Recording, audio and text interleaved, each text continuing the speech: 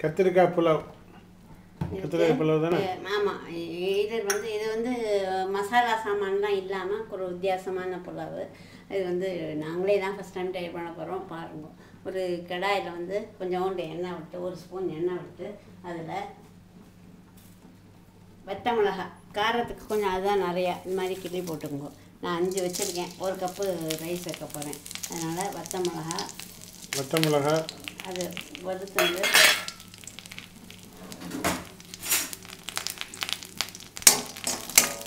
அப்புறம் வாசனைக்காக 2 பச்சை மிளகா. நான் 1 தான் போட்டிருக்கேன். காரம் வேணும். அப்புறம் கருவேப்பிலை எல்லாத்தையும் வறுத்துக்கணும். வறுத்துண்டு அதோடையே பெருங்காயமும் சேர்த்துக்கலாம். கடுகுல வெறும் வத்த மிளகா, பச்சை மிளகா, கருவேப்பிலை, பெருங்காயம். போட்டிருக்கேன். கருவேப்பிலை போட்டிருக்கேன். கருவேப்பிலை, பெருங்காயம் இதெல்லாம் தாளிச்சுட்டு ஒரு பாத்திரத்தில் இது கொஞ்சமாக புளி தண்ணி. ஏன்னா கத்திரிக்காய் கருத்து போயிடும். அதுக்காக கொஞ்சம் புளி தண்ணி. உங்களுக்கு புளிப்பு பிடிக்குன்னா கொஞ்சம் கூடவே விட்டுக்கலாம். புளி தண்ணி வச்சுட்டு அதில் கொஞ்சோண்டு உப்பும் மஞ்சள் பொடியும் போட்டு உப்பும் மஞ்சள் பொடியும் போட்டு புளி தண்ணியில் அரிசி குருணையும் போடலாம், அரிசியும் போடலாம். ஊற வச்ச அரிசி ஊற வைக்கலாம். சும்மா இப்போ தான் களைஞ்சி அதுக்கு கொஞ்சம் நாளை ஆகுமே களைஞ்சிருக்கேன். அரிசி தண்ணியில் போட்டு களைஞ்சி அதில் போடுங்க. உங்களுக்கு ரொம்ப உதிராக வேணும்னா 2 டம்ளர் விடுங்க. கொஞ்சம் குழஞ்சி வேணும்னா 2 டம்ளர் தண்ணி. இதில்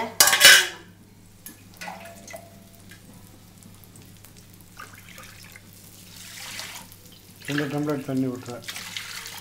2.5 ஓகே. இந்த தாளிச்சு கொட்டிருக்கோம் இல்லையா, இதை இதில் போட்டுருங்க. தாளிச்சு கொட்டினதை இதிலே போட்டுடணும். கொஞ்சம் புளி தண்ணியில் உப்பு மஞ்சள் பொடி போட்டு அரிசியை கடைஞ்சி அதில் போட்டு தேவையான அளவு தண்ணி விட்டு அதில் இந்த வெத்த மிளகா, பச்சை மிளகா, கருவேப்பிலை, பெருங்காயம் அதை தாளித்து வச்சுருக்கோம் இல்லையா, அதை போட்டு ப்ரெஷர் குக்கரில் வச்சு ஒரு தட்டு போட்டு மூடி. இது அப்புறம் அடுத்த ஸ்டெப்பு ப்ரெஷர் குக்கரில் வச்சுருந்தா ஐயா அவ்வளோதானே? இது ஒரு தட்டை போட்டு மூடி வச்சிடணும். ப்ரெஷர் குக்கரில் வைங்க. ப்ரெஷர் குக்கரில் வைக்கணும். அவ்வளோதான். வச்சு ஒரு 3 விசில் வச்சிடணும். அப்புறம் அடுத்த ஸ்டெப்பு இதில் கடுகு வரேன். இது வந்து உள்ள வந்து ப்ரெஷர் குக்கரில் இதாகின்னு இருக்கு. அது மாதிரி சாதம் ஆகட்டும். எப்போவுமே வந்து பிரியாணின்னா அதோ அரிசியும் அதிலேயே போட்டு வைக்கிறது. புலாவுனாக்க சாதம் பண்ணி இந்த மசாலா சாமான்லாம் பண்ணி அந்த சாதத்தில் இதை போட்டு கலக்கிறது. அதுதான் 2க்கும் டிஃப்ரென்ஸு. இப்போ இதில் வந்து உங்களுக்கு வேணும் போல் அப்புறம் இது இப்போ விட்டுருக்கோம் இல்லையா, இதில் வந்து கொஞ்சோண்டு நல்லெண்ணெய், ஏதாவது ஒரு எண்ணெய், ஏன்னா அப்போ தான் அது ஒட்டாமல் இருக்கும், கொழான்னு இருக்கும். அதனால ஒரு கொஞ்சம் நல்லெண்ணெய் விடுங்க. எண்ணெய் உதிராக இருக்கும் இல்லையா? ஆமாம், அது பிச்சு பிச்சுக்குன்னு ஈஸாமல் இருக்கும்.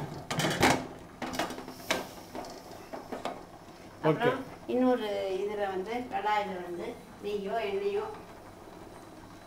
இது வந்து ப்ரெஷர் குக்கரில் வெந்துன்னு இருக்கு அரிசி. சட்டம் வந்து ஒரு 3 சட்டம் விட்ற வரைக்கும் வேக வைக்கும்.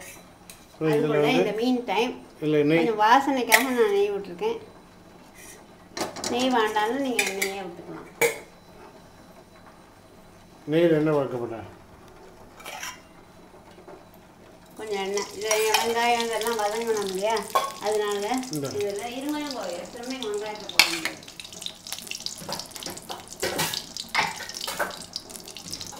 இது வந்து எண்ணெயும் நெய்யும் கொதிக்குது. இதில் வந்து கடுகு போட்டு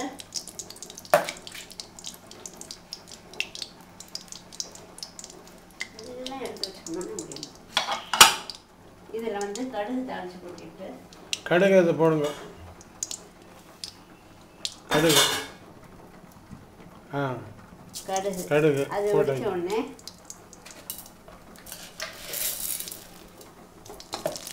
வெடிக்கும், அது கூட எரியும். இதில் வைக்கும். எண்ணெயாக போய்க்கிட்டாரு. கடுகு வெடிக்கிறது இல்லையா, அப்போ வந்து ஒரு டேபிள் ஸ்பூன், டீஸ்பூன் இல்லை டேபிள் ஸ்பூன் இது என்ன கடலைப்பருப்பு போடவும். அதே மாதிரி ஒரு டேபிள் ஸ்பூன் உளுத்தம்பருப்பை போடவும். கடுகு, உளுத்தம்பருப்பு, கடலைப்பருப்பு இதெல்லாம் வறுக்கணும்.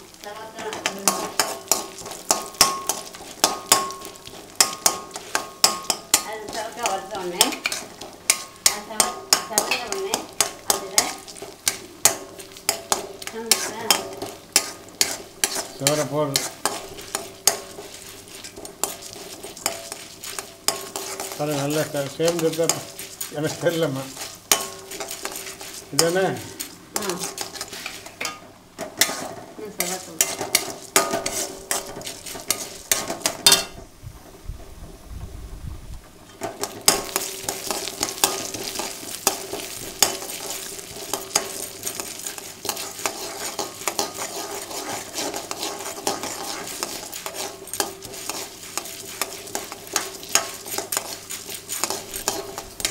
நல்ல செவக்கட்டாங்க.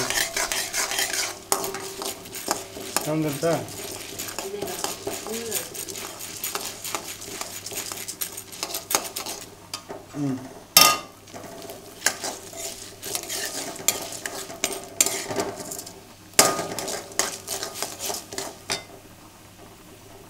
என்ன பண்ணணும்? இதில் வெங்காயம் சவந்த உடனே வெங்காயத்தை போடணும்.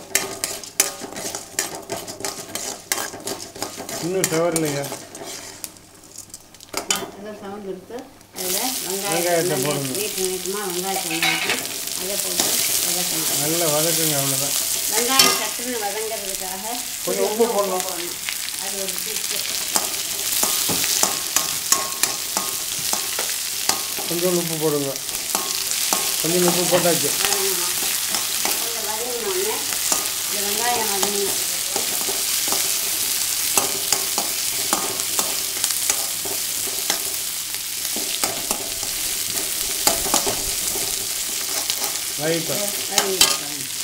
உப்பு போட்டாலே உடனே சட்டுன்னு வந்துடும். சாதாரணமாக நம்ம நினைப்போம் உப்பு போட்டால் காய்கறிலாம் வேகாதுன்னு, ஆனால் பர்டிகுலராக வெங்காயத்தில் மட்டும் உப்பு போட்டால் சட்டுன்னு வேகும். அப்புறம் இது வதங்கினோடனே என்ன பண்ணலாம்? இந்த கத்திரிக்காய் அதில் போடணும்.